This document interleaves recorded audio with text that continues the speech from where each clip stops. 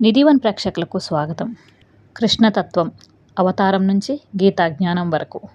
గత అధ్యాయంలో మధురా నగరంలో కారాగారంలో శ్రీకృష్ణుని దివ్య జననాన్ని విన్నాము. ఇప్పుడు ఆ దివ్య శిశువుని రక్షించడానికి భగవంతుడు స్వయంగా రచించిన అద్భుతమైన యాత్రను తెలుసుకుందాం. అది సాధారణ రాత్రి కాదు. కుండపోతక వర్షం కురుస్తోంది. ఆకాశం ఉరుములతో కంపిస్తోంది. మధురా నగరం నిద్రలో మునిగిపోయింది. కారాగారంలో మాత్రం ఒక అద్భుతం జరుగుతోంది. ఏళ్లుగా వసుదేవుని చేతులు కాళ్ళు బంధించి ఉంచిన సంకెళ్ళు స్వయంగా ఊడిపోయాయి. ఇనుప ద్వారాలు ఒక్కొక్కటిగా తెరుచుకున్నాయి. కావలిగా ఉన్న సైనికులు గాఢ నిద్రలోకి జారిపోయారు. వసుదేవుడు ఆశ్చర్యంతో ఆ దృశ్యాన్ని చూశాడు. అతను ముందున్నది ఒక నవజాత శిశువు కాదు, సకల లోకాల రక్షకుడు. అత్యంత జాగ్రత్తగా ఆ దివ్య బాలుడిని ఒక బుట్టలో ఉంచి తన తలపై మోసాడు. ఆ క్షణంలో అతని హృదయంలో భయం లేదు, కానీ ఒక బాధ్యత ఉంది.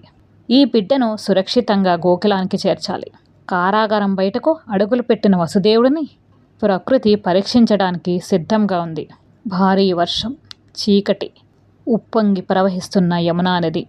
సాధారణ మనిషి అయితే ఆ దృశ్యాన్ని చూసి వెనుక తిరిగి ఉండేవాడు. కానీ వసుదేవుడు ముందుకు సాగాడు. ఎందుకంటే అతనికి తెలుసు, తన చేతుల్లో ఉన్నది దైవ సంకల్పం. యమునా నది తీరానికి చేరుకున్నప్పుడు అతని హృదయం క్షణం తడబడింది. అలలు ఉగ్ర రూపంతో ఎగసిపడుతున్నాయి. నీరు ప్రమాదకరంగా ప్రవహిస్తోంది. కానీ ఆ సమయంలో మరో అద్భుతం జరిగింది. అనంత శేషుడు ప్రత్యక్షమయ్యాడు. తన విశాలమైన పడగలను విప్పి శ్రీకృష్ణుడి మీద ఛత్రంలా కప్పాడు.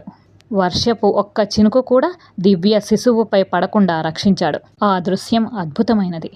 ఒకవైపు తండ్రి ప్రేమ, మరొక వైపు భక్తుడి విశ్వాసం, మరోవైపు ఆదిశేషుని సేవాభావం. యమునాదేవి కూడా తన ప్రభువుని గుర్తించింది. పురాణాలు చెబుతున్నాయి, యమున తన అలలను ఎత్తి కృష్ణుని పాదాలను స్పృశించాలని కోరుకుందని. ఆ పాదస్పర్శ లభించిన వెంటనే ఆమె ప్రవాహం శాంతించింది. ఉగ్ర రూపంలో ఉన్న నది మార్గాన్ని ఇచ్చింది. వసుదేవుడు ఆశ్చర్యంతో ముందుకు సాగాడు. ప్రతి అడుగులోనూ దైవ అనుగ్రహాన్ని అనుభవించాడు. చివరికి గోకులానికి చేరుకున్నాడు. ఆ రాత్రి నందగోవుని ఇంట్లో కూడా ఒక శిశువు జన్మించింది. ఆమె యోగమాయ. గాఢ నిద్రలో ఉన్న యశోదకు ఏమీ తెలియదు. వసుదేవుడు శ్రీకృష్ణుణ్ణి యశోద పక్కలో పడుకోబెట్టి యోగమాయను తీసుకుని తిరిగి మధురకు బయలుదేరాడు. మళ్ళీ యమున దాటాడు.